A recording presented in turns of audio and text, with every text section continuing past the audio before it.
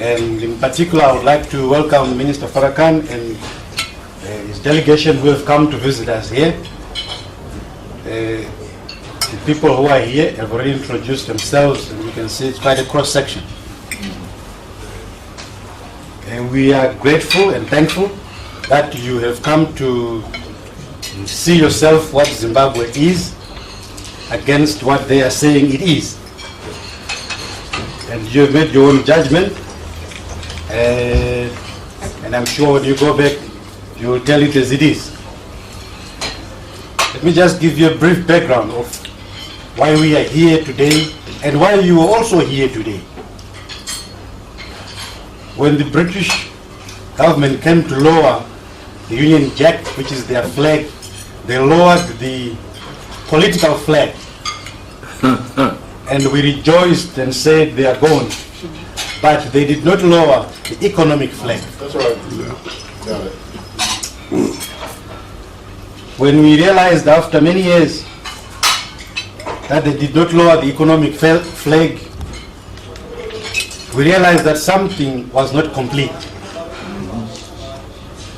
But in the intervening period, the president was being referred to as a gentleman.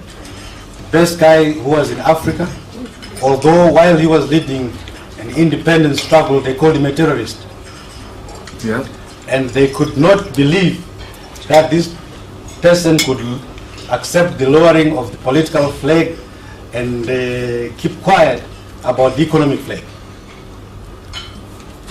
What has now happened is that we have, through our government, gone into a process of transferring the shareholding of this country. The shareholding of this country was skewed, and the IMF and World Bank came and told us that we had to have economic structural adjustment. That structural adjustment referred to us selling our companies to them, not changing the shareholding of the land, which does not increase, which is what wealth is. They encourage us to go on the stock exchange and say, you're very educated, you guys go on the stock exchange. But in the stock exchange, you have a piece of paper, today is $1 million, tomorrow is nothing. That's right. But with your piece of land, it can be $1 million today and nothing tomorrow. Mm-hmm.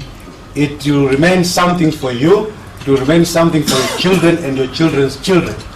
It's not like a share of Enron.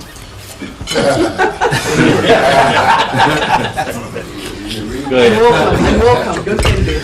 And welcome. Maybe we don't understand how the stocks work. We are more confident with our stocks here, which is land.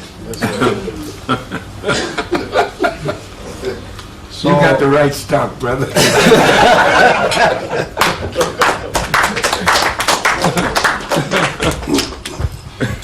But right now we are paying the price in that Yes. they are saying to our government, you are now accused of human rights, rule of law, bad governance, credit lines have been cut from banks in Europe, and some people have been banned from traveling into America or Europe because the accusation is that we are associating with government. Let me just comment on that briefly. Before independence, no black man could own or found or start or promote a bank. The banks that we have today are a result of the new dispensation, which is our independence. Now let me go further again. Before independence, I would say, before independence, blacks were not allowed to have checkbooks. Forget about a banking license, checkbooks. It was illegal for a black man to have a current account and hold a checkbook. You'd be arrested. That was good governance. That was transparency. That was good governance. That was the rule of law. That was the rule of law. And today we are supposed to look very happy when they are saying, oh, your government is practicing bad governance. When we talk about the rule of law, one wonders which law allowed the British to come and occupy our land. That's right. One also wonders and says, when the British came to allocate lands in this country to those who had participated in their wars, it was similar to me going to Mr. Mcheche's company with my workers and giving them a gratuity out of his property. Now, I don't know what law allows a man to go and share, distribute property that does not belong to you and give it your own. When the owners of this property or land come back, we say just asking for it is bad governance. You are now breaking the rule of law, because the correct law was for us to own that land.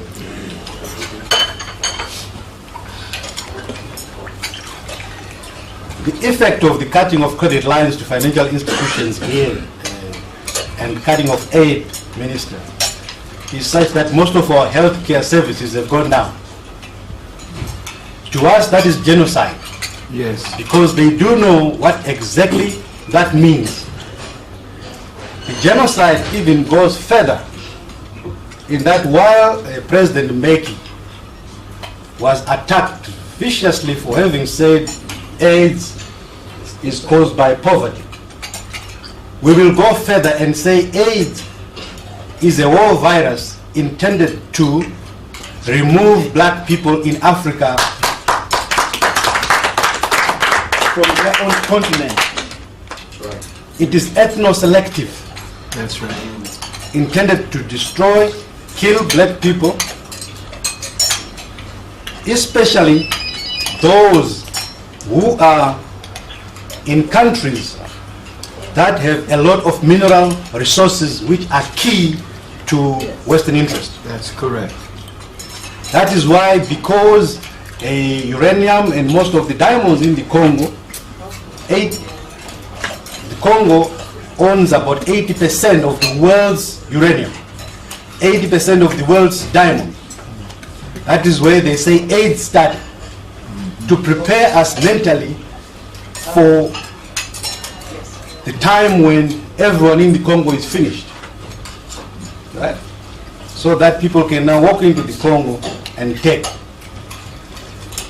The country south of us, Botswana, has a very small population and it is depleting very fast. South Africa too is depleting very fast. Now I cannot understand the logic why a person just expressing an opinion is attacked so viciously to a point where a president is required to retract. He was probably heading in the wrong direction, but to us, he was heading in the right direction.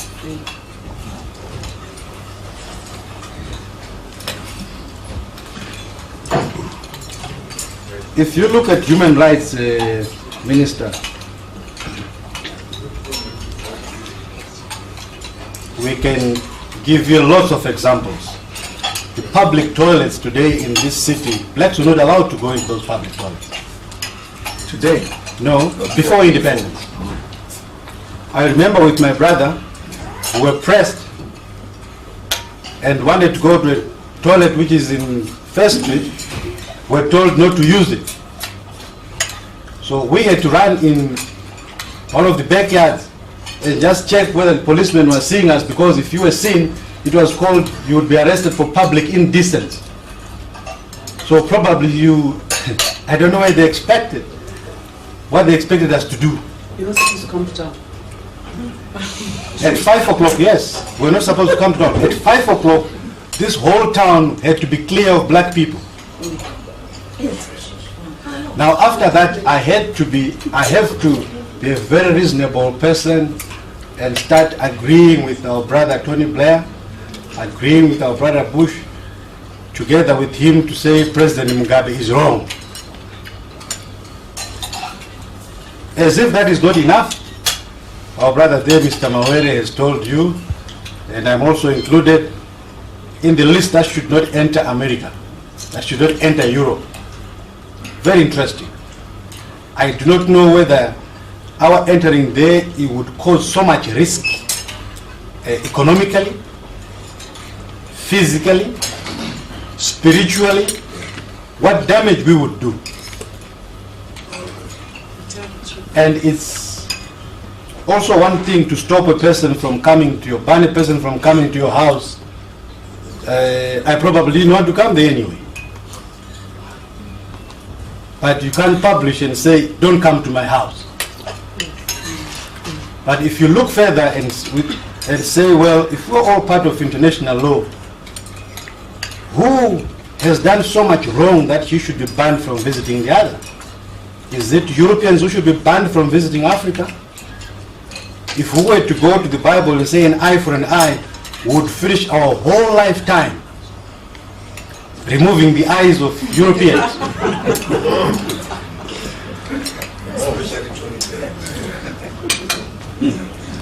Finally, Minister, I brought this cross-section of people here because when we were still at school, growing up, I was telling son here that I did look at a number of videos about you, and I was a student activist, and we liked the way you told it as it is, and would look at your videos, get inspiration from them. And today we are here to say to you, you are welcome to Zimbabwe. You are part of us, you are one of us. If I was to behave in the conventional manner that banks should behave, or that the so-called professions should behave, we shouldn't be meeting with you. Because you are supposed to be a person who is proscribed, a bit risky, Bad risk.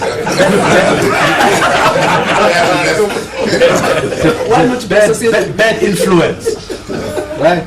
The influence which is good is from Tony Blair, from those who have banned us, Mr. George Bush, and Europe.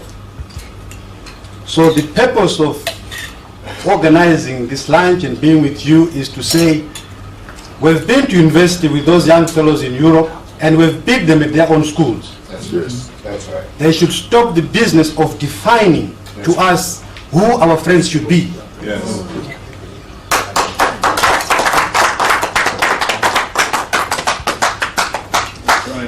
Right. We would be totally confused if we had listened to them, because at one time our president was called a terrorist, another time a gentleman, this time they are demonizing him. Right? So we are simply saying we are adults in Africa, and we do not want those outside Africa to start defining to Africans who our friends should be. We are big enough to invite our friends or our brothers. If there's any problem, we sort it out.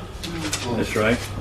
We do not want to be introduced to Africans by Europeans.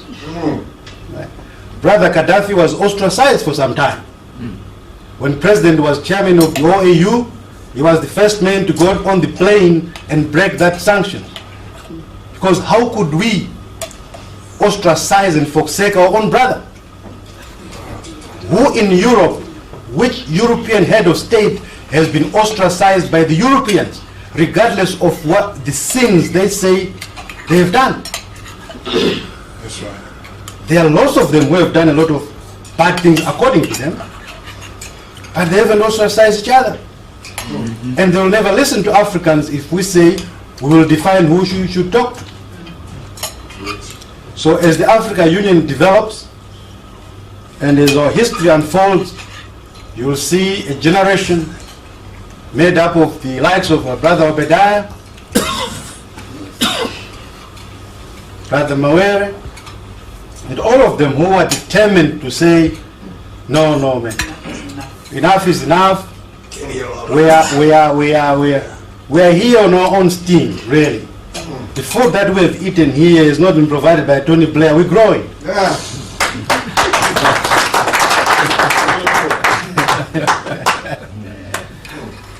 And we when our brothers come to visit us, it is at our invitation.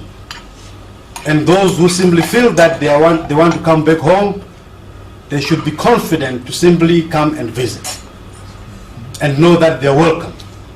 You never give notice when you want to go back home. You simply arrive. That's right. Stay there. That's right. I like that. Minister Farrakhan, thank you very much for the visit.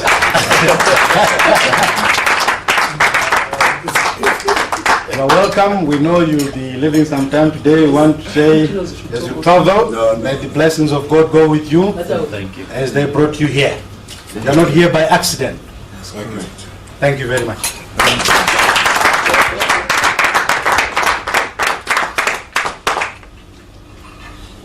Is it time for me to respond? Yes.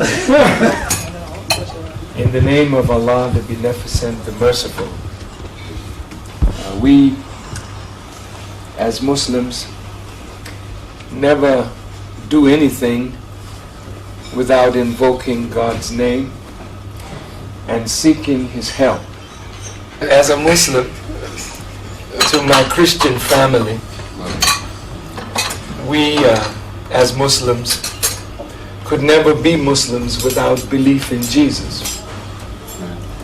And our belief in Jesus is exceedingly strong. Most Christians do not know that Muslims believe in Jesus.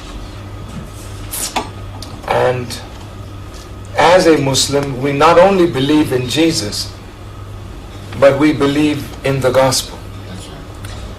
We believe in all the prophets that came to Israel, to the children of Israel. So we believe in the Torah, or the Old Testament.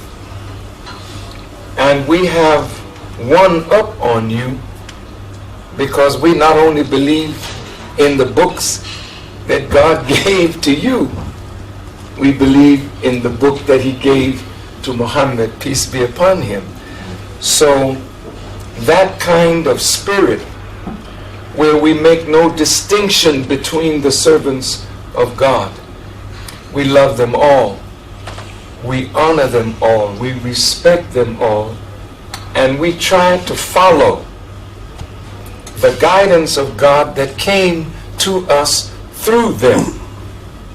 We see Jesus as the Messiah. And as the Messiah, we see Him rank above prophets.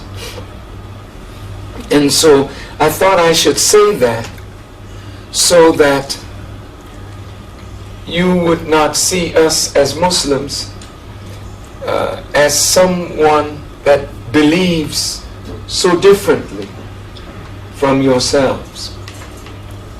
We greet you always with the greeting Assalamu alaikum, which in Arabic means peace be unto you. And you know, when you read scripture, Jesus never met His disciples or left His disciples without saying, peace be with you. And He didn't speak English. And He didn't speak Shona. And He didn't speak Swahili. But He spoke ancient Egyptian, Arabic, and Aramaic, and Hebrew. So if Jesus were here in Hebrew, He would say, Shalom Aleichem. And in Aramaic or Arabic, He would say, Assalam Alaikum. Now I want you to tell me in Shona, how do you say, peace be with you? Say it. Okay. That's the way Jesus would say it in Shona. Yes. Right. But since we're speaking English, I want to greet all of you with peace. And thank you so very much for the honor of being here in Zimbabwe, and the honor that you have paid to us by inviting us to share a luncheon with such esteemed members of the Zimbabwean business and spiritual community. That's right. That's right. And I would hope that in the future, as our president gets older and must pass the baton of leadership on, that it would be passed to somebody like yourself.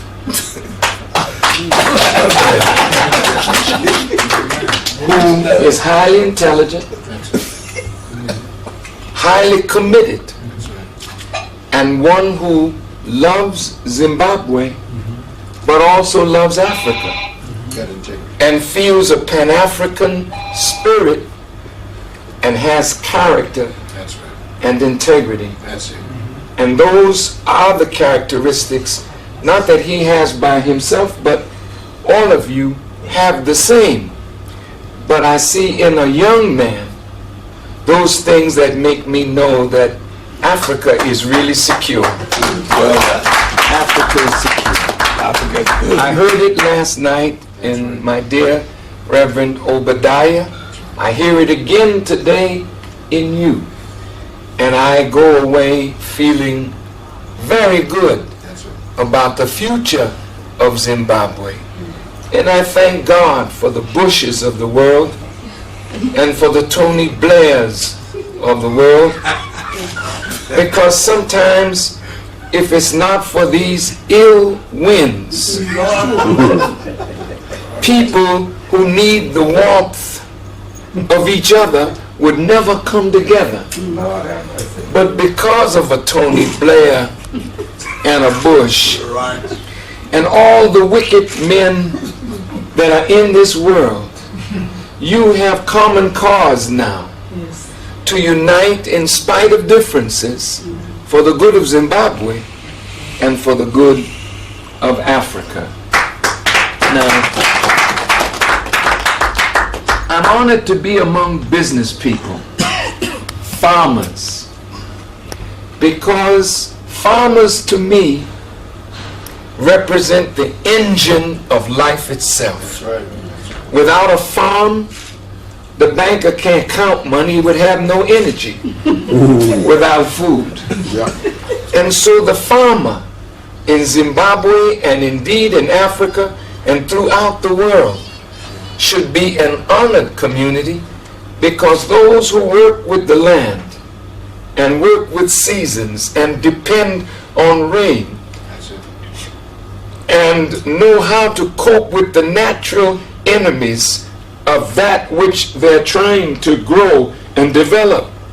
We ought to use that same natural knowledge that comes from working with agriculture to know that as there are natural enemies to everything that God creates, the white man is a natural enemy to the black man. And if you don't see that now, I don't know when you will ever see it. Now listen to me. I'm not a racist. I'm not a racist. I hate racism. And I would never attempt to exalt one race over another. But I want to give you a perfect example of why I say he's the natural enemy to you. And the only way you can put a natural enemy under check is that you must be strong in the nature in which God created you. Then you can check the weakness of his nature to exploit you and supplant you and take advantage of you because of ignorance. The Bible says, my people are destroyed, not because they're black, but they're destroyed for the lack of knowledge. And it is a certain kind of knowledge that you need in order to fight. Come on, brother. And fight successfully. Go ahead now. Now, I'm going to give you an example. And I'm going to sit down. But you know, I love to preach. I can't help it, Obadiah. Can I tell you something? Tell us. I love that, brother. And whatever I know, Obadiah, in truth, I'm your servant. Because I see so much in you for the future of young preachers right. that if they preach the gospel That's it. from that enlightened spirit that you have Amen. of love for God, love for Christ, love for the soil, love for the people of the soil, then, brother, you have a great future. And I was so glad to see you on television this morning, and Zimbabwe TV gave you some minutes or some seconds to talk to the people, and I think they need to hear more from you. But let me go to what I wanted to say. I'm going to use your president as an example, because he was so gracious Yes. in receiving us. He didn't have to do it, Come on. but he spent over 2 hours That's right. giving us the history. We wanted to meet with the Minister of Information, the Minister of Land, the Minister of Mines, the Minister of Education, but we met them all in him. Stay there. And so he gave us a well-rounded view That's right. of Zimbabwe. That's what it is. Now, when he was in the bush, not President Bush's bush, when he was in the bush fighting alongside Joshua and Nkomo and the great warriors, men, women, and children who were fighting for the liberation of this land, the Bushes of the world, the Tony Blairs of the world, the white people of the world referred to him in the language of terrorists. I was surprised when I went to the Heroes Acre and looked at on the wall what was written by the whites who were running Southern Rhodesia at that time. The language that they used then for those who struggle for liberation, they called them terrorists. Yes. As I said in the United States of America after September the 11th, I said that the United Nations has to come up with a definition of what is a terrorist and what is a freedom fighter. Raise the standard so that you have a definition that we can look at, universally accepted, that one man who is a terrorist can be defined as that, but no freedom fighter can be charged with being a terrorist when he's fighting to liberate his land from the occupiers. Now, having said that, when the terrorist Mugabe became the victor over the whites, and you notice how quickly they came to talk when it looked like he was about to take the capital. The same way they talked with Charles Taylor as he was about to take Monrovia. They want to make a deal and tell him, let's get elections.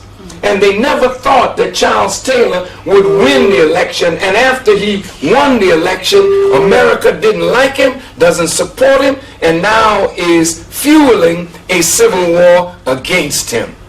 Well, now, the terrorist, Mugabe, in Lancaster House, with his comrades, arguing over the land question. When he accepted in that Constitution that for 10 years we would ask them to give up the land and we would buy it back. Hell, that's a hell of a compromise. That somebody stole your land and then wants you to buy back what they stole. That compromise from the beginning is what put you in the trouble that you're in today. Because when you're at war with your enemy, you got to take your enemy out so that your land is yours from day one. If we did that 20 years ago, we would not have to do this today. It is better to be a terrorist over your house than to be a good man in the eyes of your enemy and not in control of your own house. It's a damn shame to me that you say you're the owners of the land and this man can't sell a house in a white neighborhood. How in the hell are you free? And why would you accept this as your reality? Preach it. Come on, bro. Hell yes, I got to preach it, man.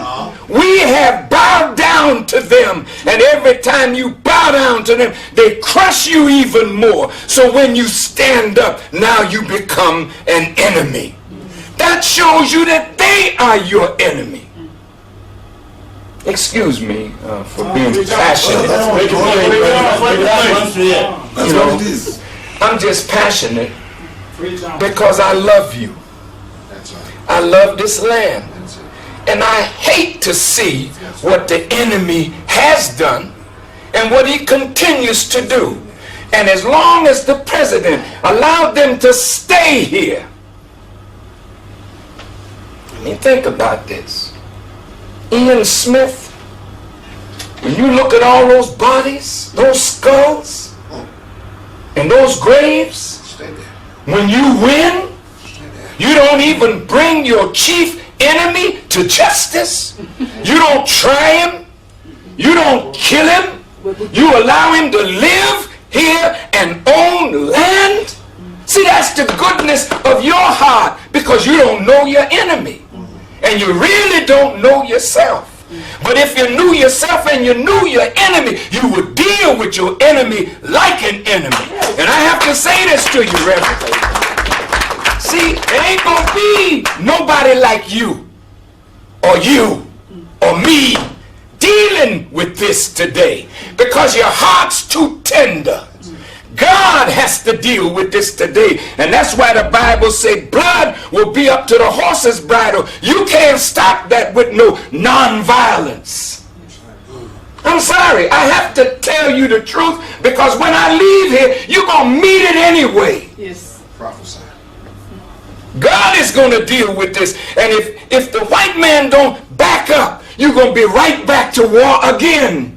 And a curtain of blood is going to rise from South Africa all the way to the north, because the white man is not going to give up without a fight. And you know I'm telling you the truth. Stay there. Stay there. Excuse me. That was that ice cream. That's what it was. Something in that ice cream. Give him some hope. I'm sorry to raise my voice. It's fine. But, dear family, look. I'm hurting because I see. And I'm hurting because I know.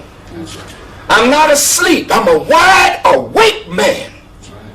And that's why they hate me in America, because I will not stop telling the truth. You shall know the truth. And the truth shall set you free. What truth? Yes. What truth?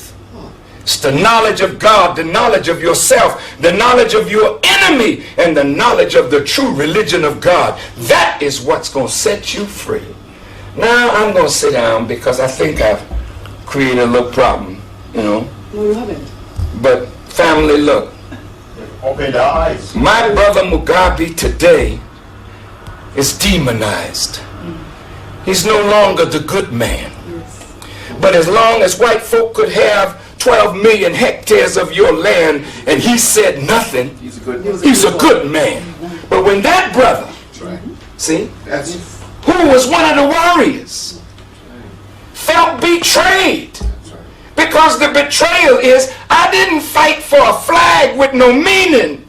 I didn't fight for a few people to be in parliament riding around in Mercedes Benz, and I don't have a damn thing to feed my children. I didn't fight for that. I fought to free the land.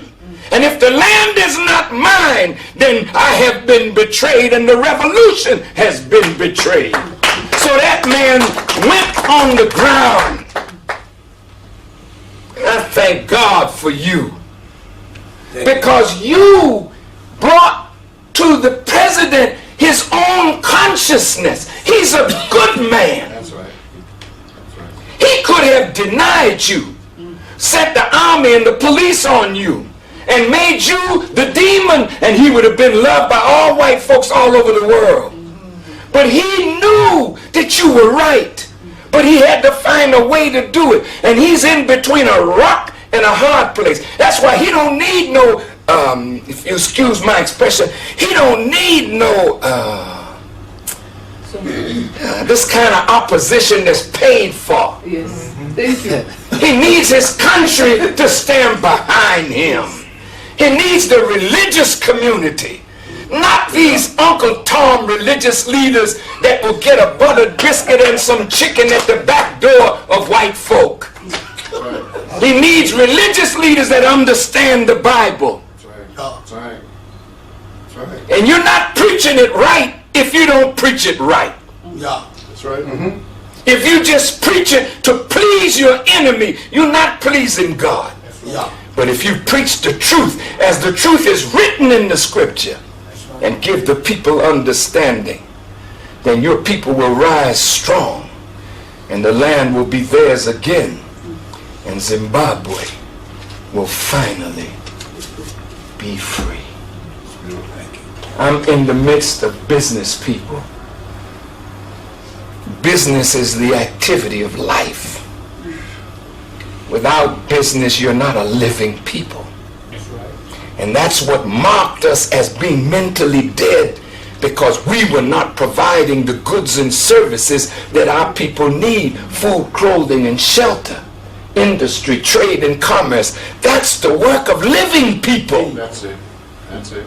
So when you got businessmen, you got people that are alive, people that are alert, people that want to supply goods and service to your people, not to exploit their ignorance, to gain personal wealth at the expense of their ignorance, but to gain economic strength so you can be a better servant of your people. To help them build free institutions, not educational institutions that you got to go to Britain and get your curriculum. Stay there. Who's teaching our people? Who's educating them? It hurts me. I don't know how Parliament is run here today, but I know when I go to certain countries in the Caribbean where the British once were, I see them coming with the wig on, and I say, well, where the hell am I, you know? Where am I? Am I in Great Britain? Where am I? You got to divest yourself of this man. Divest yourself of what he robed you in, and robe yourself in garments that are made by yourself. Government that is made by you. You don't have to follow their example. You are older than they, wiser than they, lived on the planet longer than they. And if you dig deep into your nature, you come up with a democracy and a form of government better than they. Yours will be the kingdom of God on earth if you allow yourself to listen to your own voice. So I'm through. I'm excited. You know, and I'm sorry if I offended anyone. But brother, I'm going to say this to the reporter. You know what, brother? You don't need to come with a pad and a pencil. Whenever you come to hear somebody, you get you a small tape recorder. Yes. So you can be faithful Yes. to what I say. Because what I read in the paper today, I didn't say that. And it's not good, man. Don't misquote me. That's right. I'm telling you straight, don't misquote me. What I say, be true to my words, because the enemy is always misquoting me. I know that's not your intention, but your pad and your paper is not sufficient. I'll buy you a tape recorder. But every time you interview somebody, put a tape recorder down, then go home and take their words exactly as it's there. Then you'll be faithful to your people and to the man that you're representing. Otherwise, you'll be misrepresenting me. And I was misrepresented from the first day that I got here. That's right. I didn't talk to you at the airport. Said no comment. I said nothing. That's right. I gave you my name. You asked me my purpose. And all that I read in the paper the next day is what you said. That's not what I said, because I said nothing. That's not journalism to me. That's right. No. That is not journalism. That's right. And I have to correct you. I'm your brother. And I love you. But don't do that to nobody. Get you a tape recorder. And then if I don't say nothing, don't you say nothing. And say that I said it, because I didn't say it. I'm making it very clear. Yep. Yes, And if you don't want me to come back, that's fine. Yes, sir. But at least you'll know you got a brother that told you the truth as I understand it. I'm through now. But, brother, I really thank you all. I'm not saying this in anger at you. You know, I'm just saying it as a friend. As a preacher. You understand? Look at the dirty kind of journalism you got in the name of democracy. I mean, this is a horrible thing. You know, opposition is not wrong. It's not bad to have an opposition. But opposition for opposition's sake doesn't help us.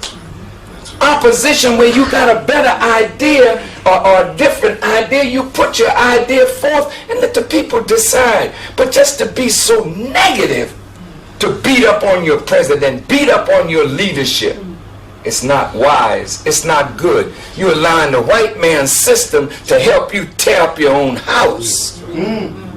Say that again. That's right. That's right. In no way, when they had a referendum on land, should the land question have lost in the public. That should never have happened. And you know what it says? We who know that the president is right, we're being beaten by the money interests that have come into this country to make the people turn against their own leader and their own best interests. So, I mean, to me, what I heard you say, brother, you're so clear. That's right. And the sincerity of your words, the passion of you, it comes through so clear. That's right. You're a banker, but you need to be on the radio. You need to be before the television cameras. Obadiah needs to be on there every week saying something to educate your people. But if you don't do it, and we don't back you in doing it, then the forces of opposition will have the day. And then they'll say the government, parliament, which is rubber stamped by Mugabe, turned back the people's will. When in reality, if the people knew, the people would never say they shouldn't have their own land back. Dear brothers, if I offended anybody, I have to apologize. I'm sorry.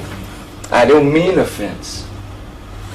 But you know, when I talk to my brother, and I know he's a sincere, good-hearted Christian man,